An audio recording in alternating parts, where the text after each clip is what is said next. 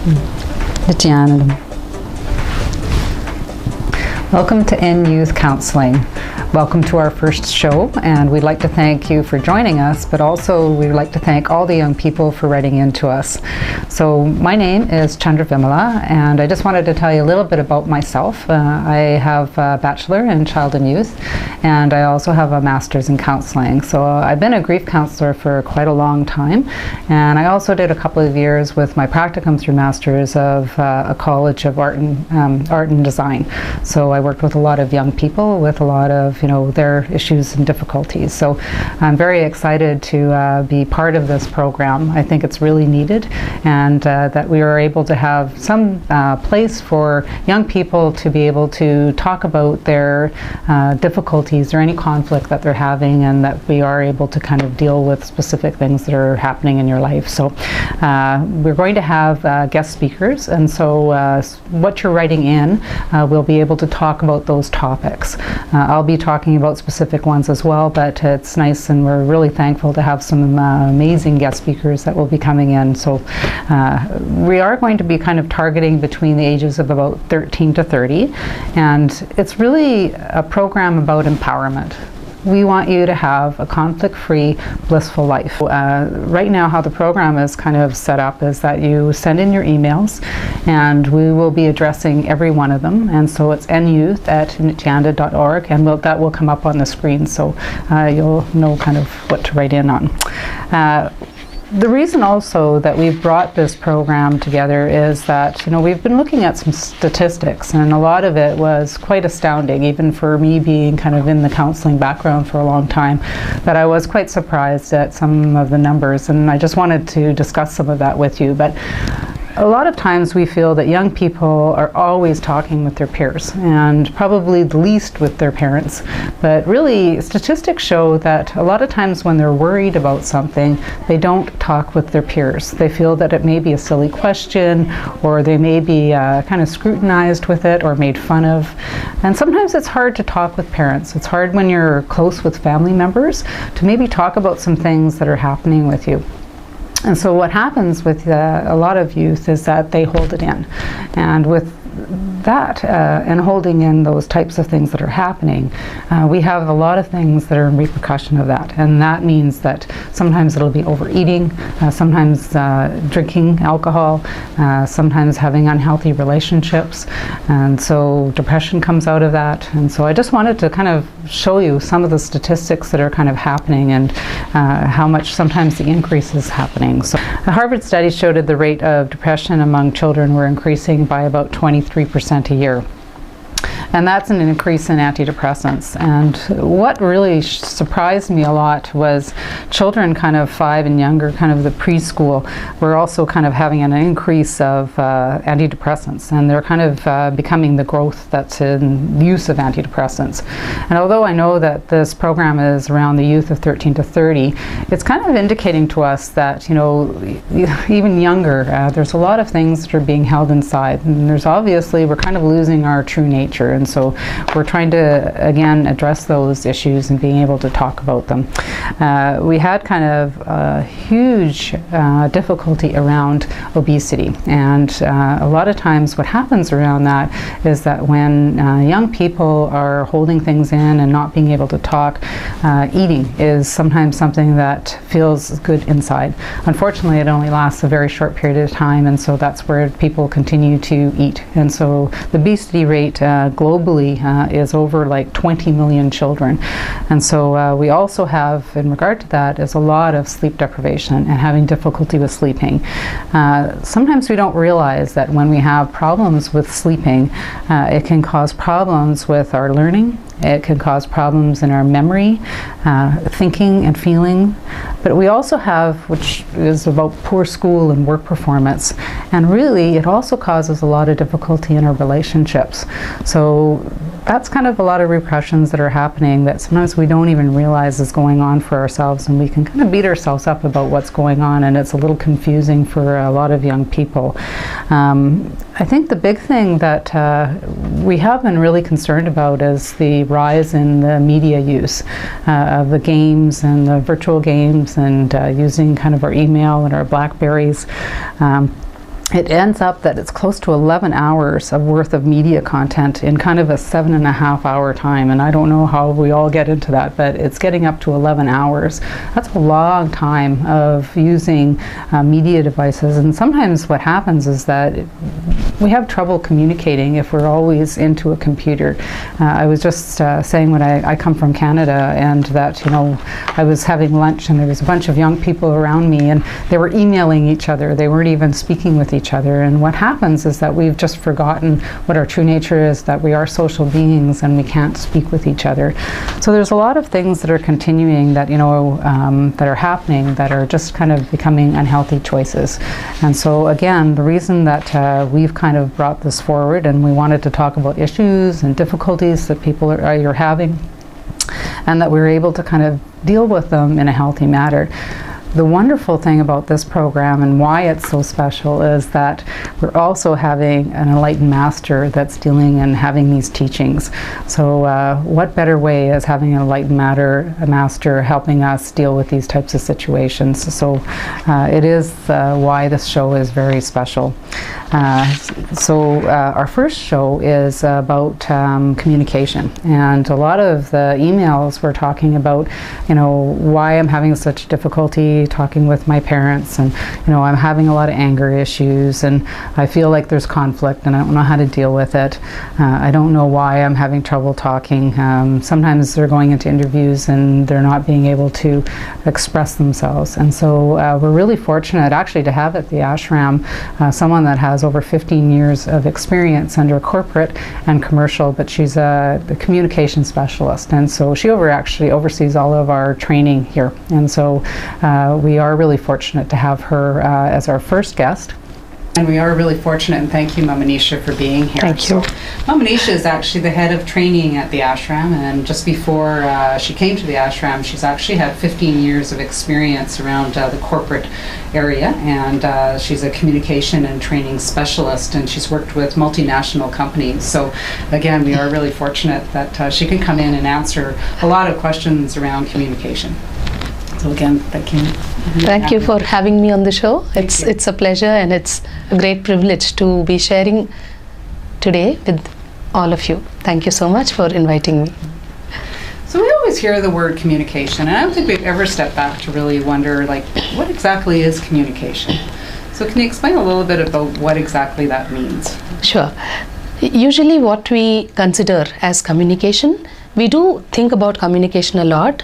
And we know that there are so many online courses, there are so many programs, there are so many institutions which offer communication courses.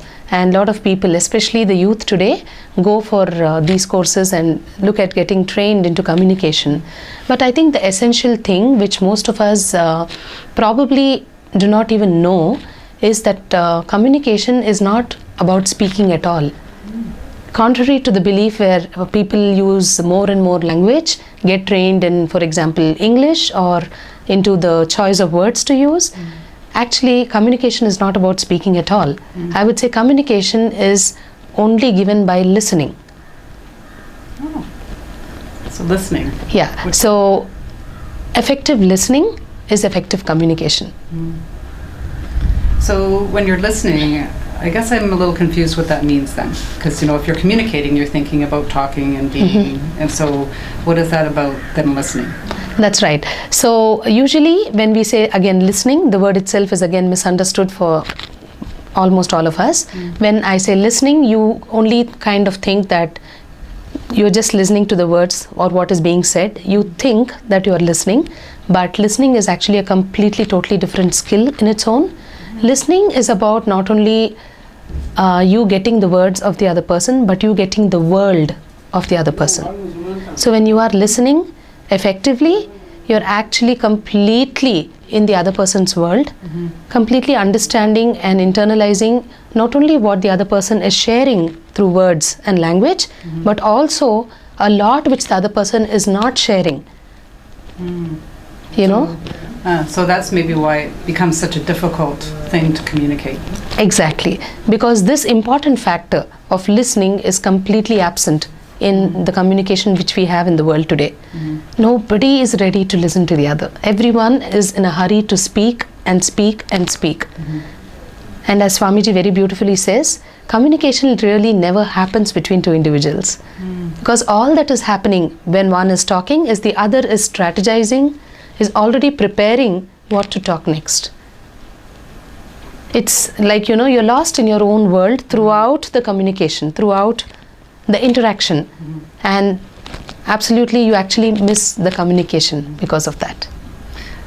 That makes a lot of sense, because a lot of times I can get really frustrated where I'm trying to get my point across and people are, it's like they're not listening. Yes. Like I'm trying to kind of continue and I repeat myself. Yes. And I'm getting frustrated with them because they aren't hearing me. Yes. But actually when you're talking about that, it's like it's the other way around. Yes. Actually what happens, Chandra, to share a little bit more on this, why don't you listen? Is again, it's like a paradox. You don't listen to the other because you're listening to your own voice. You're listening to your own ideas. You're listening, or you're always with what you consider as right, what you consider as wrong, your own perceptions and notions about everything in life. So the day you are trained or skilled in not listening to yourself, you are actually listening to the other. So only when you let go of what you think is right, when you let go of what is happening inside you, will you have the space, will you open up to what's happening in the other's world. And then starts communication. Communication literally begins with you shutting off from your inside and absolutely being open to listen to what's happening outside you. How do you do that? That's the $1 million question, I guess. Well, there are a lot of techniques which can enhance and help you listen. But it really starts with, again, if you look at what happens inside you, you will see that all that you're listening to, all that you're getting stuck inside is thoughts, more thoughts and more thoughts. The more you're thinking, the more thoughts happen in you, the more words happen inside you, and the more you're stuck inside your own world. So really the first step for effective listening is for you to become empty, or you to kind of disconnect with the thought process that's continuously happening in you. And this is what Swamiji beautifully explains as the inner chatter that happens inside you. So when your inner chatter is quietened, even for a few moments, you're actually listening in those moments. So you can start with beautiful meditations which we have. We've through all our programs, we have a lot of meditations that we offer for quietening the mind, or the inner chatter, or your inner voice, whatever you name it. You have a lot of meditations. One very simple meditation technique for your inner voice, for your inner chatter, is that you sit with yourself. And every morning you can start as 11 minutes or a 20 minutes process. Depending upon your schedule, you can actually make it either 11 or 21. What you do is you just sit with yourself and you do the Mahamantra technique. The Mahamantra is sitting in the squatting position if you can sit, or sit straight in a chair if you can't sit on the floor. And then you completely take your focus from everything else external. First you start concentrating on your breath. Completely bring your awareness to your breath, the incoming and outgoing breath. The breath and the mind are directly related. If you break the mind, your breathing pattern breaks, which is your thoughts again. When your thought changes, your breath also changes accordingly. And because that's little difficult to get at, it's easier the other way around. When you concentrate on your breath, you're actually, kind of disconnecting from your mind itself. So that's why all meditation techniques begin with you focusing on your breath itself. So start focusing on your breath. Slowly inhale, slowly exhale. Completely be with the breath, with the airflow which is happening inside and outside you. And then just start with the humming. Which is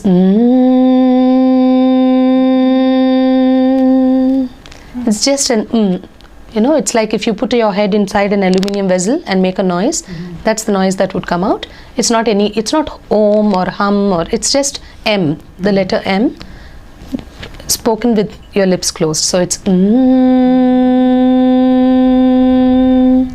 and very important, keep your hands in Chin Mudra. Chin Mudra is this, where, that's right. Just keep your palms facing upward in Chin Mudra and use the Mahamantra. This is called the Mahamantra technique. This meditation very effectively works in quietening your mind, which is settling down the restlessness that happens inside you because of thoughts, and leaves you in a great state of that vibrant silence. And when there is silence inside you, what will happen? You'll automatically start listening to that silence, which is good, and you'll start listening to what's happening around you. And start your day. Yes. Now, what happens if you're, a lot of the young people have written in about, being kind of frustrated with their parents, and they get, into a lot of emotion, and I'll just say angry, about something that's going on. When you're in that intense emotion, what kinds of things can you do, and maybe talk a little bit about what happens when you're in those intense emotions, such as anger? That's a fantastic question, actually, and it's a very common situation in today's world, at least, where children go through a lot of emotional highs and lows because of the situations changing around the world. It's become like a global corporate world, literally. I remember in my childhood, there wasn't a concept of moms working at all. Not only my mom, I know neighborhood moms. Usually, maybe in a neighborhood there would be 5 houses in a neighborhood of 50 houses where moms would work, and that's a very it's like a very small portion of the entire neighborhood itself. But it's the other way around now. You hardly have any mom who doesn't work nowadays. With that, what happens is the child is kind of aloof most of the day, and literally probably late into the evening, where the parents come back, both of them are working, and they are out of the house a lot. The child is back from school or from college, and you see that you're literally aloof, cut off from any communication at all, or any being in any relationship at all. And that is one thing which triggers all these kinds of thoughts, where that you need some attention, or you need some support, or you need someone to talk to, and it's kind of a low feeling when there is nobody around. And that also in turn leads to this chaotic restlessness inside you, which again in turn, it's like a vicious circle that is triggered inside you. So even a small thing can actually impact you big time, and you get into a major anger mood, and that you have violent thoughts happening inside you. And all this basically boils down to the same thing, that the relationship which parents and children share, unfortunately, has gone through a tremendous transition now in this world, where all of them, as I said, are running around working in companies and busy with lives, that it's impacted the kids a lot. So a few things which can be done is, number one, when both the parents and the children, when both of them are able to get this. And I'm not saying it's wrong to work. I'm not saying you should not be a working parent. You should be, depending upon whatever, the challenges that you're facing in your life. I understand you'll have to work. But probably if you're a little more aware of what's happening with your child, a little awareness from your end, a little bit of energy that you can spend with them when you are with them, even if it is for a little time, if you have a quality time with the child, I think that would really make up a lot for your child recovering from all these moods. And this is for a parent. From a parent's perspective, I have 2 kids myself, and I've been working for 15 years now. So any quality time that you can spend with your child over a weekend, every day in the evening, it's like literally you make a calendar and say, this is the time that I spend with my child, and I'm not going to engage anything else in this time.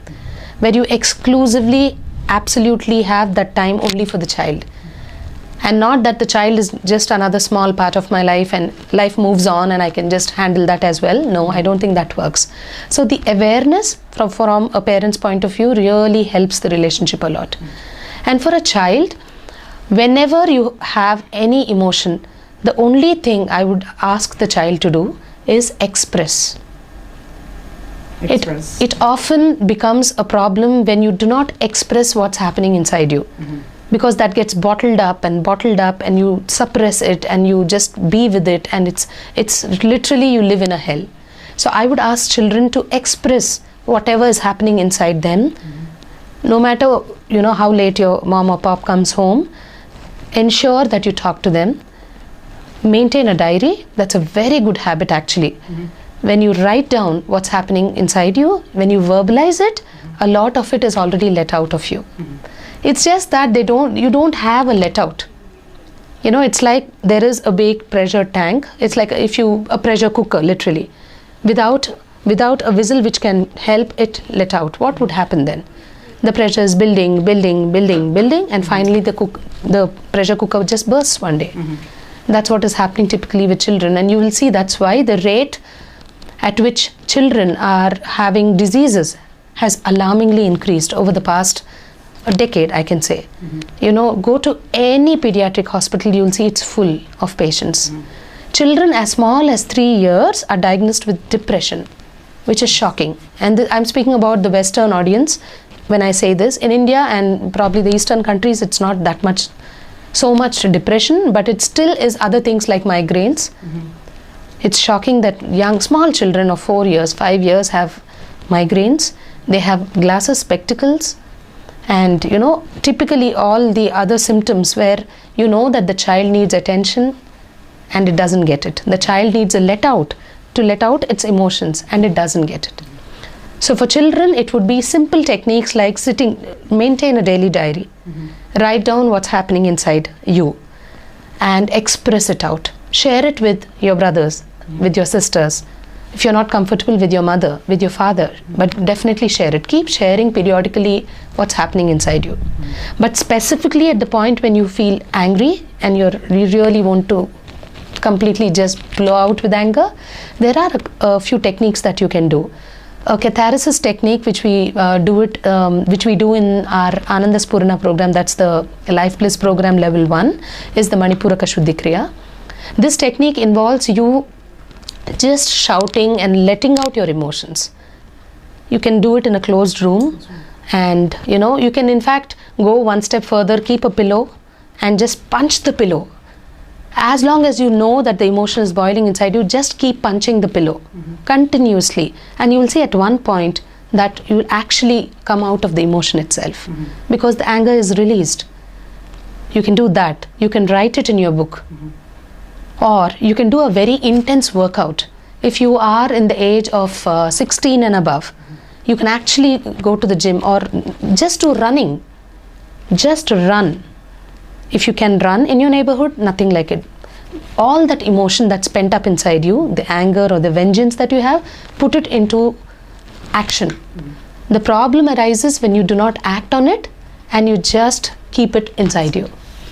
And you know, that's a great point, because like you said, a lot of the research now is showing that high increase in relation to depression and antidepressants, and you know, unfortunately even the preschoolers are rising and in using antidepressants, and so it's really obvious from the research that, you know, the kids are holding it inside. And you know, that's why it's great for this show is that, you know, there's a lot of times where they don't want to, there's nowhere to ask the questions. They can't ask parents and they don't want to ask their peers, and you'd always think that youth will ask their peers. You know, that was the first thing that I thought until I looked at the research, and it's just like they're worried about, you know, how people perceive themselves. Sure. So a lot of it is being held up inside. So it's really kind of about, you know, learning how to deal with those. And just like you said, it's a pressure cooker. I always talk, it's like, you know, you're trying to hold a ball underwater. And, you know, the more that you try and hold it, the more it's trying to pop up. So it's like you said about communication, of saying it's okay to say, I'm angry right now, and step away, and then deal with that anger. And so if it's punching a pillow, or if it's, you know, going for, you know, keeping active, using a diary, doing specific things to allow that, so you don't get into that cycle of, you know, being into this complete anger, because it doesn't feel good inside. After being yelling at a parent or a peer, you know, you get then into guilt feelings or not feeling very good about yourself, that you know, you've been into that cycle, and sometimes that's hard to break. So that's true. So yeah, so that's some really good tips that we can use in anger. Now, I was just wondering, the different emotions, they have different ways of communicating. Is the communication different for, let's say, depression, like we talked, or anger, or stress? You know, stress is kind of a high one for youth that they've been talking about. Is it different for? It's actually It's not that it's different, but each one has a unique, a little difference in the way it expresses through the child. If you see, you know, for example, when I am stressed out, you have a high energy inside you.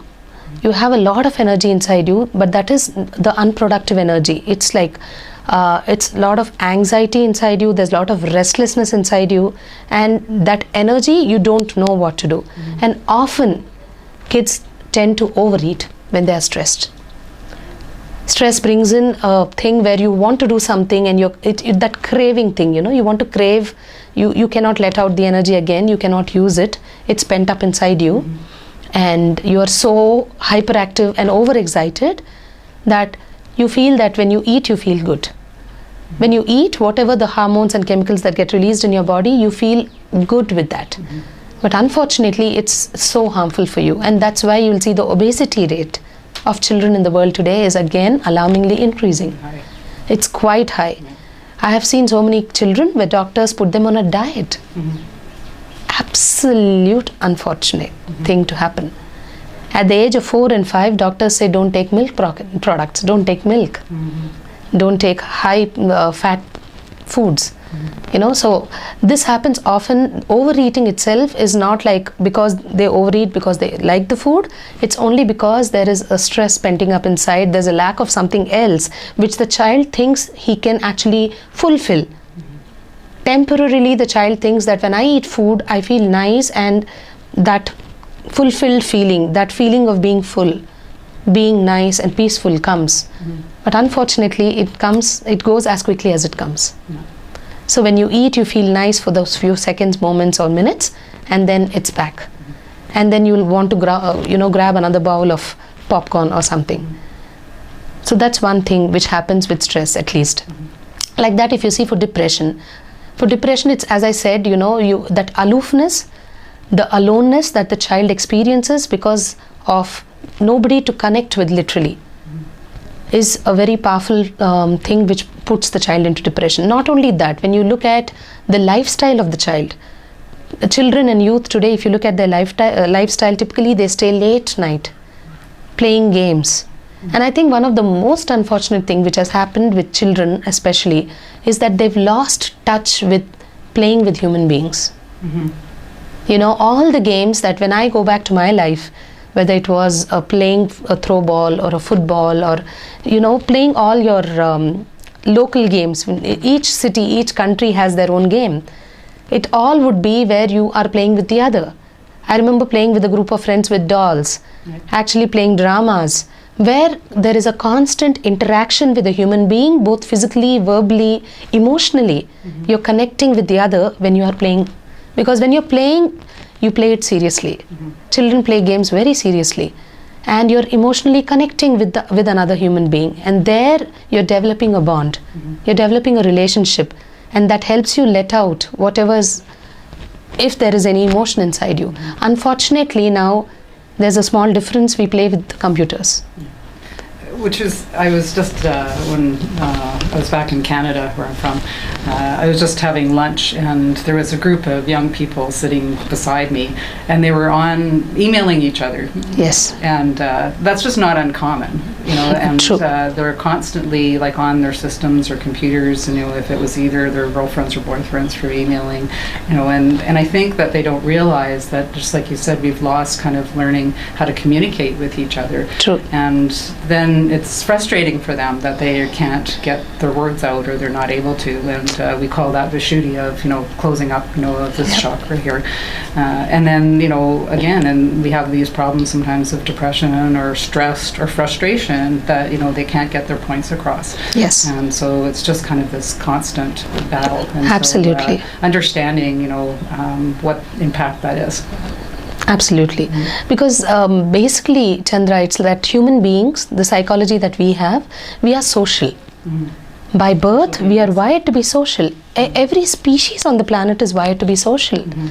If you look at animals, they live so beautifully in their communities. Each one of us, each living being is social. Unfortunately, technology has killed the social aspect of human beings. And actually, not only human beings, technology has reached out to animals. Various animals have also actually been slaughtered in the name of technology. You get pets home, and even they get depressed because you don't have the active social networking happening, either in terms of a touch. When you play games, you're actually touching, you're actually falling against each other, you're actually kicking each other. Each of that is a signal, is a communication that you're sending across to the other and to yourself. And that doesn't happen when you are sitting with systems continuously, when you're sitting with computer games. It doesn't really happen. And as you rightly said, it's such an unfortunate and sad trend that they sit across the room and they're either texting each other or they're emailing each other. They're actually chatting on a Facebook. And the more and more you live with a machine, the more and more you actually experience the lack of that, that small thing which is being a social animal, that's completely lost for you. And I worked at a college for a few years counseling, and I was really surprised too about these virtual games that, and just like you were saying with, obesity, and that we're trying to fill ourselves because we're not able to, we're getting away from communication and being social beings. Yes. And so there's this emptiness inside of us. And so we're trying to fill it in all different ways. And virtual games, of course, trying to recreate ourselves. So we're, making up, all of our, we wish or hope that thing, and we're not feeling good about our own bodies, and so we're recreating it and having relationships within kind of these virtual. So it's a very big trend that's happening that's really impacting who our true nature is, and that is about being kind of our social beings. So that's what I love about the show, is just that there's a lot of times kids are really confused today, and they don't know why. They don't really understand what the difficulties are.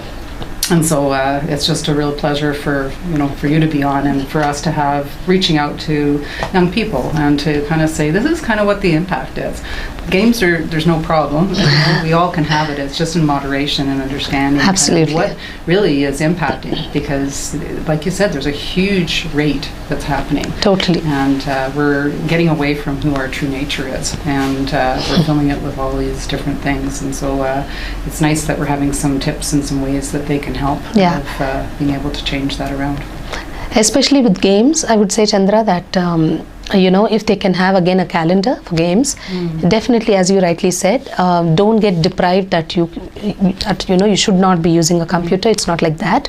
As long as you're aware, as long as you have the control on what you're doing, I think it's fine.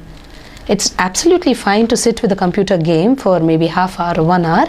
It's dangerous when you get into unawareness, when you just are, when the computer becomes the boss, and you just are with it for hours and hours. So definitely a half hour, an hour is fine for you to sit and play an online game. But then you should compulsorily ensure that you also have friends whom you can go out and play. Play a game of football, play a game of any outdoor game or any indoor game, play a game of carom, a game of maybe chess. But I would really encourage group games where you're sitting with a group of people and you're actually playing, you're talking it out and you're expressing it, and that is something which can really help you in who you are and in what happens inside you, because you have a greater understanding of how human beings work, greater understanding of who people are, and the exposure that you get with that is immense. I'm going to say, when, like I said, I was counseling, that they were feeling very uncomfortable, because I said, just for 1 half hour, put your phone away, like put all that away and just, do whatever, if it's going for coffee or game or whatever, and came back more stressed, because it was, they didn't realize how attached that they are. Exactly. And so it's being able to slowly kind of put those things away, to just realize that it's taking over, like I said, our power. And so it's just putting it away for a short period and doing it even 5 or 10 minutes and making it a bigger period. True. In order for us to get back to how to communicate, because you're getting into a corporate world and a work world, and there's a lot of more stress put upon young people to come into the work world, and you're going to have to learn how to communicate. Yes. And so it's becoming difficult in interviews, and because they're not able to communicate who they are. And, exactly. So it's just it's good for us to start with learning about the techniques and things that you can do to assist in the communication. So yeah, that's a very good point that you bring up. Actually, yes, I would say that communication is really about not what's happening in the world around you, not what the other is saying or not what life is presenting to you. Communication is really about how you respond to what's happening. Because 99% you will notice that whatever you are left with in terms of a result or in terms of an emotion is not because of what is happening around you, but because of your response to what is happening around you. So simply put, if you are able to be aware of what's happening inside you, you're able to handle your emotions effectively, handle your thought patterns effectively, you automatically become very good in communication. You'll be able to put across, because you'll become better in listening. First, you'll be able to listen to your own self. Right now, there is so much of unawareness and unconsciousness in the way we listen to even our own selves. We hardly listen to ourselves. So you'll get that first when you're more aware of what's happening with you. And number two, you will also be able to definitely listen to what's happening outside to the other. And both of these will actually take your communication to the next level. So a few things, as you rightly said, even when you ask someone to put aside their phone for half hour, it's a very difficult job. And that's because now in today's world, we majorly live with the mind. The human mind is so attracted and is so comfortable with something that it knows. Anything that it can be. It can be a phone, it can be, a computer game, anything that you have been doing for a period of time and you get comfortable with, the mind is not ready to let go of that thing. And there comes the problem, because you're so full with what you already know and you're practicing the same things, just living like, an automated machine itself. And that is why when we say for half hour practice not doing this, we've been doing it completely all the time, it becomes a very frightening thing. Because the moment I put aside something known, I'm left with something unknown. But we fail to realize that only when I actually step on to the unknown will I become spontaneous. Will the creativity in me show up? Human beings by nature are creative. We are spontaneous. We are energy. All that will express only when you venture into the domain of the unknown. Unfortunately, we are so stuck with the domain of the known because of the mind. So directly put, as a technique, what we can do is three things. Meditation, meditation and meditation. Because meditation is the only medicine for the disease called the mind. And so a lot of kids talk to me about, being with the world, and I can't speak in India, so, but North America, it's just move. And kids are so hyper of there's no downtime. Yes. They're just on this so they're saying, I can't meditate. Like my mind's going so quickly and I'm running from here into there. And so meditation is just not going to work for me. So do you have any suggestions in relation to meditation and how that can... That it's very simple. It all begins with only one thing, your willingness to do it. If you have the willingness to do it, I agree, it will be difficult in the beginning. It may not be easy, but as long as you have the willingness and you're ready to experiment each day, a little bit more, that's how you grew up. You never ran the first day. As a kid of maybe a year old or 9 months old, you had to put the first step somewhere. It was not easy and you somehow did it and now you're running. So it's no different. It's just that there isn't a willingness where you are right now and you think it's a big thing or you think it's not for you. But before it becomes too late, before you're actually on a hospital bed taking treatment for some chronic illness, wake up. Start with maybe 5 minutes a day. Even when you are like sitting doing something, just 5 minutes, switch off from everything and just sit and see what happens. And then do 5 minutes a day for a week. If you think you can't sit, just sitting and doing nothing is difficult. As I said, every day do the Maha Mantra. Don't sit simply, but do the You will notice that the first 1 week as you're doing everything else will be revolving in your head. You'll be thinking of a show or you'll be thinking of something else. That's okay. Continue doing it. The important thing to note is don't get stopped. Don't give up. The problem arises when you give up.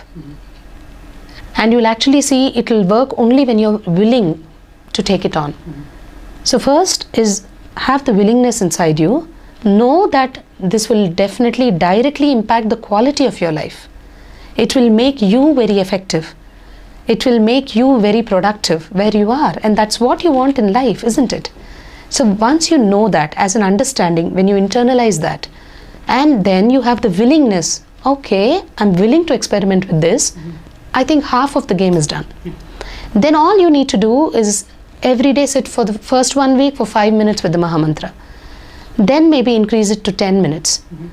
And as you're doing it, ask yourself, am I doing it sincerely? Am I just being, all you need to do is just be with the sound.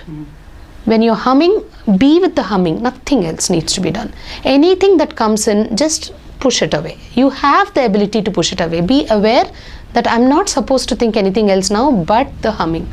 And come back, get yourself back to the humming. 10 minutes a day of only the Mahamantra humming really works on your system marvelously. So if to begin with, you can start with that. And then you will realize that as you are increasing the minutes from 10 to maybe 12 to maybe 15, you will actually know that it's working on you. And as an effect of that, you will see that the way you relate to people, you will see that the way you communicate with people actually transforms without you working on communication exclusively. Just this can give you effective communication. So be very kind to yourself. So yes, it's something that we're getting back to who we are in our true nature, and that sometimes we've unlearned that about of just kind of being natural about how to get back to that. So sometimes we have to reverse that and start to relearn it again. And so just to be very kind to yourself and just try those. And even sometimes if you're in the car for a moment, going between activity, it's just a good time. And it's like okay to just say, I'm just meditating. I'm just doing my So it's okay. And the more that we just say it out to somebody, it's just an okay thing. So is there anything else that you wanted to state? I think we're so I just want to time. So yeah, sure. I just wanted to share before we end that first, thank you so much for having me here. It's been a great pleasure speaking to all of y'all. Second is, as you said, really be kind to yourself, be compassionate. You deserve a lot of love and compassion. And one way to do that is stand up for yourself. Really stand up for yourself and take this on, that I will evolve to the next level. I will grow to the next level. I will come out of whatever I am in right now. Use these simple techniques, and most importantly, do write back to us. Write to us if it's working for you. Write to us if it's not working for you. And we are always here. Remember, we are a friend of you forever. So please write back to us, letting us know how it's working for you. Exactly. Thank you so much. Thank you very much for joining us. And absolutely, please, write into us. If it doesn't make sense or there's any questions whatsoever, please, we're here to answer those. And Mama Nisha, I'm sure will come back and be a guest, and we can expand on it. But like I said, we're here for you, and we're here to answer any of your questions. And you're not alone. This helps a lot of people. And you think, don't ever think it's a silly question. There is no silly question. If it's true to yourself, if you're having a difficulty or there's a conflict, then it's just what you're going through, and we will answer it and we'll help you through it. So we thank you for joining us, and we look forward to seeing you on Monday. Nithyananda.